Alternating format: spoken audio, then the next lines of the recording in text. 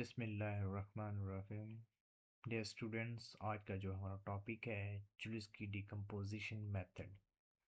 चुलिस्की decomposition method को solve out करने के लिए बेसिकली दो ही कंडीशन है। कंडीशन नंबर वन जो है, ए इज़ अ सिमेट्रिक। जब हम सिमेट्रिक उस वक्त होगा जब हम उसका ट्रांसपोज लेंगे तो अगेन हमारे पास ए मैट्रिक्स ही आए।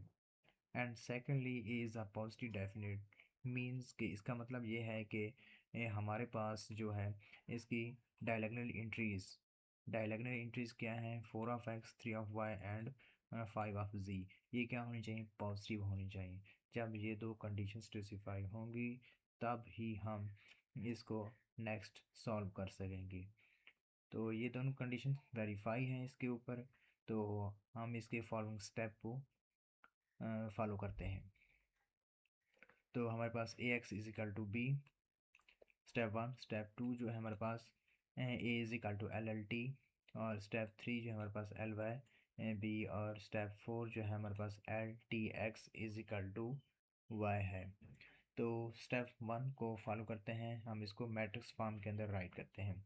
मैट्रिक्स फॉर्म के अंदर हम इसको जब राइट करेंगे तो हमारे पास क्या बनेगा, 4 1 2 और 1 3 0 और 2 0 और 2 0 5, और हमारे पास क्या आ गया एक्स वाई जी। ये हमारे पास क्या होते हैं, अननोन वेरिएबल। ये हमारे पास जो होते हैं कोफिशिएंट्स, और ये हमारे पास कांस्टेंट होते हैं, 7 4 एंड 9 होगा। ये हमारे पास स्टेप वन क्लियर हो चुका है। स्टेप टू, स्टेप टू क्या है, बेसिकली हमारे पास A is equal to L L T है। हमें किस चीज़ की ज़रूरत है, एल एंड एल टी की। मीन्स के एल होता क्या है, एल मतलब कि lower, L is a lower triangular matrix. क्या है, एल हमारे पास क्या है, लोअर ट्रायंगुलर मैट्रिक्स है। जब हम एल का ट्रांसपोज लेंगे तो हमारे पास क्या बन जाएगा, एल टी ही बन जाएगा। तो आप इसमें क्या लिख सकते हैं, इसमें जो डायलैग्नल एंट्रीज हैं ए सी एंड एफ है, ये हमारे पास क्या है, डायलैग्नल एंट्रीज हैं। इसके ऊपर वाली जो थ्री वैल्यू हैं ये क्या होंगी, ये ज़ीरो ही होंगी लोअर ट्रायंगुलर मैट्रिक्स के अंदर। तो बाकी इसका हम ट्रांसपोज लेंगे तो हमारे पास वो इस तरह से बन जाएगा। बेसिकली हमने स्टेप टू के अंदर क्या किया है, वैल्यूज़ को पुट कर दिया है, एल की वैल्यू पुट की और एल टी की वैल्यू पुट कर दी, और ए हमारे पास ए मैट्रिक्स है, एल आ गया और ये हमारे पास एल टी आ गया। हमने क्या करना है, first row in first column and first row in second column and first row in third column है। यानी कि हमने इसको पकड़ना है, फर्स्ट रो को इसको फर्स्ट कॉलम के साथ, सेकंड कॉलम के साथ एंड थर्ड कॉलम के साथ मल्टीप्लिकेट कराना है। जब हमने इसके साथ मल्टीप्लिकेट कराया तो हमारे पास ए का स्क्वायर प्लस ज़ीरो ज़ीरो बन जाएगा, क्योंकि जो एंट्रीज क्या है ज़ीरो है, यहाँ पे भी ज़ीरो है। तो हमारे पास इसी तरह से ए, अब फर्स्ट रो को सेकंड कॉलम के साथ ए बी, और ये ज़ीरो ज़ीरो, ए डी, और ये दोनों ज़ीरो ज़ीरो हो जाएंगे। सिमिलरली हमारे पास second row and third row ही आएगी। जब इसको मल्टीप्लिकेट कराया तो हमारे पास ये वैल्यूज़ आ गई हैं। ओके हो गया, ये सेकंड रो है, ये थर्ड रो का है। तो हमारे पास मैट्रिक्स ए आया हुआ है, ये सेम का सेम ही आएगा। तो ये हमारे पास एल एल टी आया है, एल और एल टी। ये हमारे पास एल एल टी की टी का आंसर आ चुका है। तो हम इसका क्या करेंगे, क्रॉसपॉन्डिंग करेंगे, क्रॉसपॉन्डिंग अबव दिस मैट्रिक्स के ए की वैल्यू क्या है, यहाँ से 4 आ जाएगी। तो इसका अंडर रूट कैंसिल आउट हुआ तो ए की वैल्यू हमारे पास 2 आ गई है। तो ए बी की वैल्यू क्या है हमारे पास, यहाँ से 1, ये इक्वल है 1 के। तो ए की वैल्यू इसमें पुट कर दी तो हमारे पास बी इज इक्वल टू 1 और 2 बन गया। तो ए डी क्या है हमारे पास, किसके इक्वल है, 2 के। तो हमारे पास ये आ गया, इसमें हमने ए की वैल्यू पुट कर डी हमारे पास 1 आ गया है। सिमिलरली ए बी या बी ए, इसकी वैल्यू हमने फाइंड आउट कर ली है। ये बी का स्केयर प्लस सी का स्केयर की हम वैल्यू फाइंड आउट करेंगे। ये किसके इक्वल आया है, अब ये देखना है कि हमारे पास ये 3 के बराबर है, 3 के बराबर है। तो हमारे पास इसमें क्या है, बी की वैल्यू और सी की वैल्यू तो हमने क्या करनी है, फाइंड करनी है। तो बी की वैल्यू हमने इसमें पुट कर दी, सी का square is equal to 3 - 1 over 2, -1 और 4 आ गया। तो सी का अंडर रूट लिया, तो हमारे पास क्या अंडर रूट ऑफ 11/4, 4 का अंडर रूट यानी कि 2 से कैंसिल आउट हो जाएगा, उसके रूट से कैंसिल हो जाएगा, तो हमारे पास सी की वैल्यू आ गई। तो इसी तरह से हम देखेंगे कि हमारे पास बी डी प्लस सी ई किसके कंपैरिजन में है, वो ज़ीरो के आएगा, वहाँ से ज़ीरो के ही आएगा। तो हम इसकी वैल्यू को फाइंड आउट करते हैं। अब हमने सी की वैल्यू फाइंड करनी है, तो इसमें क्या है, बी की वैल्यू हमें मालूम है, डी की वैल्यू मालूम है और सी की वैल्यू भी मालूम है, तो हमने ई की वैल्यू फाइंड करनी है। इसके करस्पॉन्डिंग क्या है, ज़ीरो है, तो हमने वैल्यू को पुट कर दिया। ये प्लस का था माइनस क्या आ गया, यहाँ पे मल्टीप्लिकेट हो रहा है, तो यहाँ से भी डिवीजन के ऊपर इनकी क्रॉस मल्टीप्लिकेशन आ जाएगी, तो ये ऊपर आ जाएगा दो। तो हमारे पास ई की वैल्यू फाइंड आउट हो गई।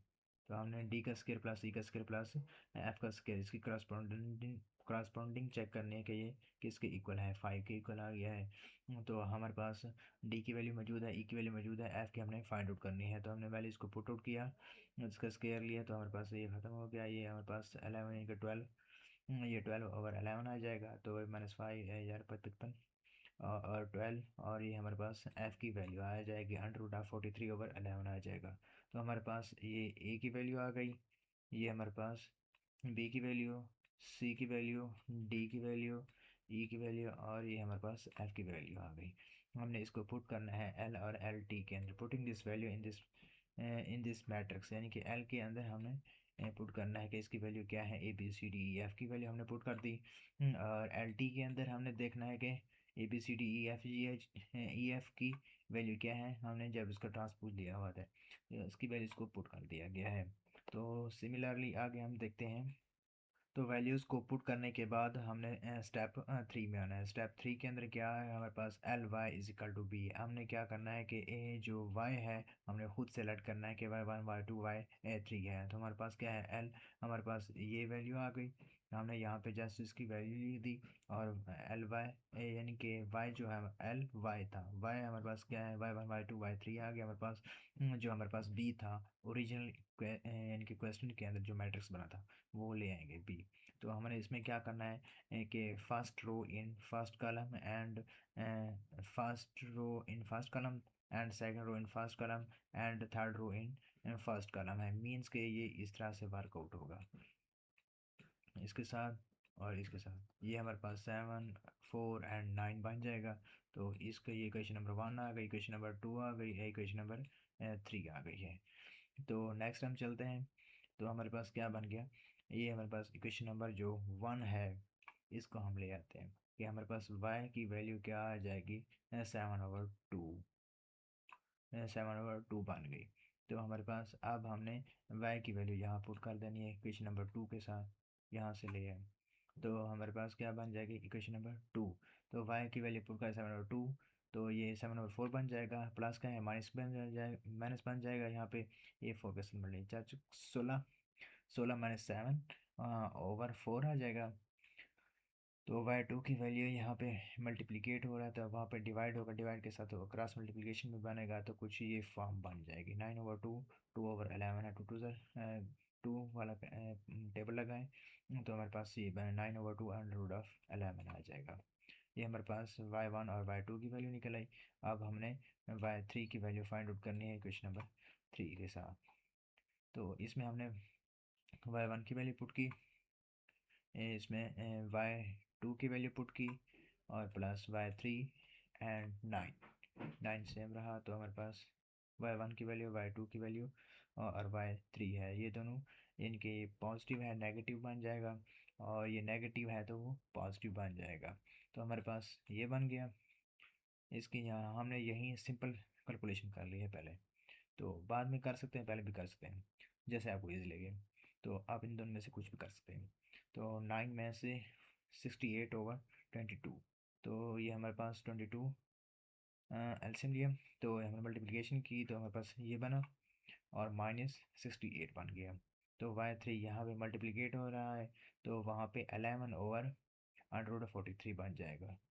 ये हमारे पास y3 की वैल्यू मिल गई है। तो हमने y की वैल्यू उसके y के यानी कि y वाले मैट्रिक्स के अंदर पुट कर देने, जहाँ पे लिखा हुआ था y1 y2 y3 है, तो उसकी जगह हमने ये वैल्यू पुट कर देनी है। अब हमारे पास क्या आता है, हमने इसके अंदर वैल्यूज़ को पुट आउट कर दिया और ये हमारे पास आ गया स्टेप 4 एल टी एक्स, जो कि हमने यहाँ से लिया था कि एल क्या है, और ये हमारे पास एल टी आ गया। और हमने y की वैल्यू भी हमें मालूम हो गई है कि y1/2 एंड y3 क्या है, और x जो हमने फाइंड आउट करने थे ये वो वाले हैं। ठीक हो गया, ये y हो गया, ये हमारे पास एल टी हो गया है। तो हमारे पास इस तरह से इक्वेशंस बनेगी, यानी कि first row in first column is equal to ये, and second row and first column and is equal to ये वाली वैल्यू, और third row in first column multiplication के साथ और इक्वल टू ये वाली वैल्यू आ जाएगी। हमारे पास ये इक्वेशन नंबर 1 बन गई, इक्वेशन नंबर 2 बन गई, इक्वेशन नंबर 3 बन गई है। तो इक्वेशन नंबर 1 को सॉल्व आउट करते हैं। क्वेश्चन नंबर 1 सॉल्व आउट नहीं होगी, पहले पहले हम यहाँ से z की वैल्यू को फाइंड करेंगे। z फाइंड करेंगे तो यहाँ पे पुट करेंगे ना, तो z हमने पहले फाइंड आउट करना है कि z क्या है, यहाँ पे आ गया। तो z के साथ ये मल्टीप्लिकेट हो रहा है तो वहाँ जाके इनवर्स इसका बन जाएगा, तो अंडर रूट ऑफ 11/43 बन जाएगा। तो ये इसका 11 का स्क्वायर अंडर रूट से कैंसिल आउट हो गया, 43 का स्क्वायर अंडर रूट से कैंसिल हो गया, ये हमारे पास ये वैल्यू बन गई। और 130/22 ये हमारे पास z की वैल्यू आफ्टर मल्टीप्लिकेशन 65/43 बन जाएगी। अब हमने क्या करना है कि हमने इक्वेशन नंबर 2 को सॉल्व आउट करना है कि हमारे पास z की वैल्यू मौजूद है और y हमने फाइंड करना होगा। तो सिंप्लीफिकेशन हमने जस्ट वो इक्वेशन लिखी है और इसमें हमने इस z की जगह हमने वैल्यू को पुट किया है, 65/43 हो गया है, इज इक्वल टू 9/1√11 आ गया है। तो अब ये माइनस क्या है, वहाँ पे आके जमा हो जाएगा 1/1√11 और 65/43 और इसके साथ मल्टीप्लिकेट किया गया है, इस चीज़ को लिया गया है, यानी कि 2/√11 ये उसका इन्वर्स बन जाएगा ना। तो अब 9/2√11 और 2/√11 ये एक पार्ट बन गया, एक पार्ट ये बन गया। तो हमने इसको, यानी कि 11 का स्क्वायर अंडर रूट से कैंसिल आउट हो गया तो 11 बन गया, 2 2 कैंसिल हो गया, 9/11 हो गया। 130 कैसे आया, इसके साथ मल्टीप्लिकेशन की और इसका स्क्वायर, यानी कि 11 का स्क्वायर अंडर रूट से कैंसिल आउट हो गया और 43 के साथ हमने 11 को मल्टीप्लिकेट कर दिया तो हमारे पास ये शेप बन गई। तो अब हमने क्या करना है, तो नेक्स्ट स्टेप सॉल्व करना है। तो ये हमारे पास 473 को हमने जोग्राफिकल किलो तौर पर लिया हुआ है, तो हमारे पास ये इसके साथ डिवाइड और आफ्टर मल्टीप्लिकेशन ये हमारे पास 387 बन जाएगा, 130 के साथ ऐड करेंगे तो हमारे पास कुछ ये आंसर बन जाएगा। तो यानी कि y की वैल्यू जो है हमारे पास ये बन जाएगी। तो हमारे पास क्या आ गया, अब z भी आ गया है, x भी y भी आ गया है। तो हमने क्या करना है, अब x को फाइंड आउट करना है। x को फाइंड आउट करना है तो हमारे पास क्या बनेगा, x को यहाँ पे हमारे पास 2 of x आएगा, 2 of x आया प्लस 1/2 और इसमें हमने y की वैल्यू पुट की और z की वैल्यू पुट की। y की वैल्यू क्या थी हमारे पास, y की 47/43 और z 65/43 की वैल्यू पुट कर दी, इक्वल टू 7/2 डायल कर दिया। तो हमारे पास x क्या बनेगा, आफ्टर कैलकुलेशंस हमारे पास जो आएगी वैल्यू 301 एंड 130 माइनस 47 है, तो इसके साथ ये 2 मल्टीप्लिकेट हो रहा है, इधर डिवाइड हो जाएगा। तो इसकी कटिंग के बाद हमारे पास 31/43 बन जाएगा। तो हमने अब तक जो क्वेश्चन किया है इसको वेरीफाई भी करते हैं। आप इनमें से किसी एक इक्वेशंस के अंदर पुट करके इसको वेरीफाई कर सकते हैं। तो मैंने फर्स्ट इक्वेशन को लिया है, फर्स्ट इक्वेशन के अंदर हमने वैल्यू को पुट कर दिया, एक्स की वैल्यू पुट की, वाई की वैल्यू एंड जी की वैल्यू पुट की, इक्वल टू 7 है। तो इसमें 43 क्या है, एलसीएम आया।